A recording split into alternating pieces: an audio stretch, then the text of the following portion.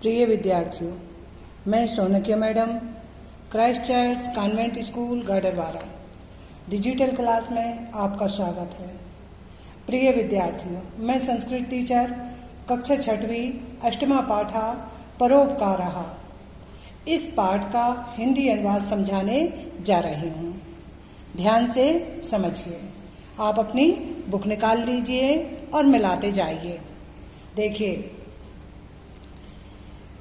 पहले मैं आपको शब्दार्थ बता देती हूँ और फिर उसके बाद मैं आपको पढ़ाती हूँ। बहंती यानी बहती है, फलंती यानी फल देते हैं, पचती यानी पकाती है, मेघा यानी बादल। आया समझ में? विनीतम यानी विनम्र, दुहंती यानी दूध देती है, बरसंती यानी बरसते हैं, सततम यानी निरंतम, यच्छति देती है या देता है। आया समझ में? धर्माय धर्म के लिए। ये मैंने आपको शब्दार्थ बता दिए। अब आप पाठ का हिंदी अनुवाद मिलाइए। देखिए, मैं पढ़ती हूँ, आप हिंदी भी समझते जाइए। उसका पूरा एक वाक्य बोलूंगी, फिर उसके बाद उसकी हिंदी बोलूंगी। परेशान उपकारः परोपकारः। परेशान दूसरों का, उपकारः उपकार, परोपकारः यानी परोपकार। दूसरों का उपकार परोपकार होता है। आगे देखिए, सूर्य लोक हिताय तपति। सूर्य संसार के लिए तपता है। नद्या परोपकाराय बहंती। नदियां परोपकार के लिए बहती हैं। वृक्षा परोपकाराय फलानि यच्छन्ति। वृक्ष दूसरों के लिए फल देते हैं या परोपकार के लिए फल देते हैं। मेघा परोपकाराय जलम बरसंती। बादल परोपकार के लिए पानी बरसाते हैं। वसुंधरा परोपकाराय भारम वहति। पृथ्वी परोपकार के लिए भार उठाती है। एवं प्रकृति परोपकाराय प्रेरयति। एवं प्रकृति परोपकार की शिक्षा देती है। किम यूयम किंचित समस्य एत एषा प्रकृति अस्माकं अहर्निशं सर्वं सुखम ददाति।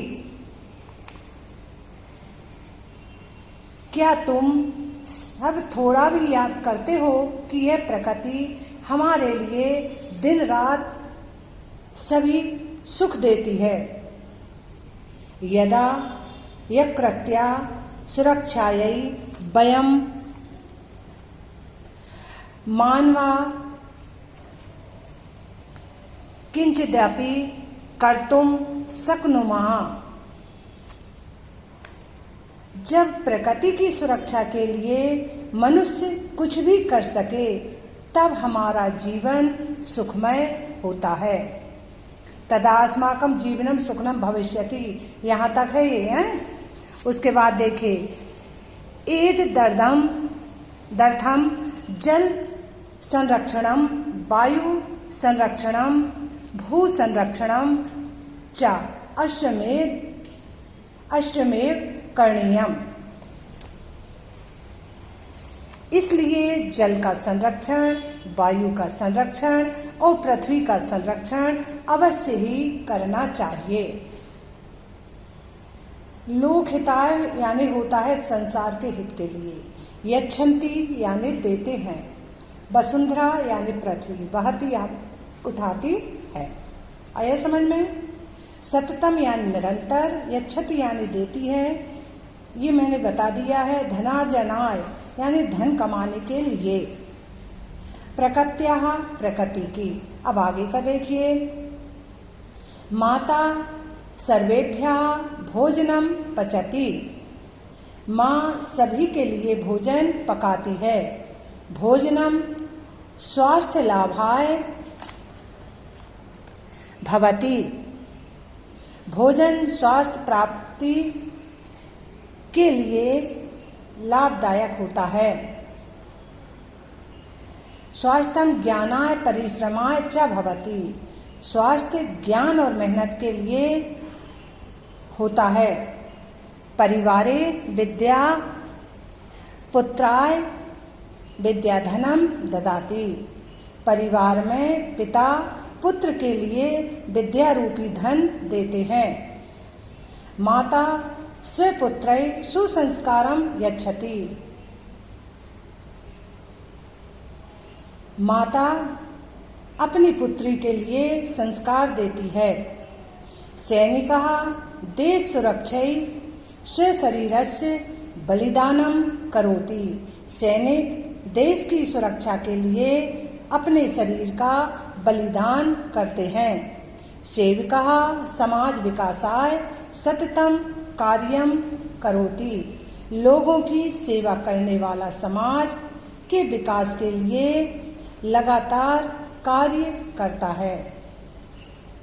परिश्रमः धनार्जनाय भवति। परिश्रम धन कमाने के लिए है।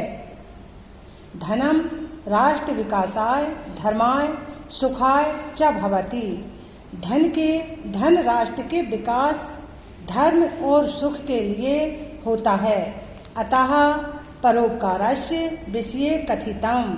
इसलिए परोपकार के विषय में कहा गया है। परोपकाराय फलन्ति वृक्षा परोपकाराय वहन्ति नद्धा परोपकाराय दुहन्ति गावा परोपकारार्थम मिदम शरीरम। दूसरों के उपकार के लिए ही वृक्ष फल देते हैं। नदियां दूसरों के उपकार के लिए ही बहती हैं। गायें दूसरों के उपकार के लिए ही दूध देती हैं और परोपकार के लिए ही यह शरीर है। तो बेटा आप समझ गए होंगे परोपकार क्या होता है। दूसरों के लिए कार्य करना, और वह ऐसा कार्य होता है जिसको उसे बार बार कह के नहीं सुनाना चाहिए कि हमने तुम्हारे साथ ऐसा काम किया है। यही परोपकार कहलाता है। अपने द्वारा दूसरों की भलाई के लिए जो कार्य किए जाते हैं वह परोपकार कहलाता है। आया समझ में? आपको परोपकार वाला पाठ जल्दी से समझ में आ गया होगा। धन्यवाद।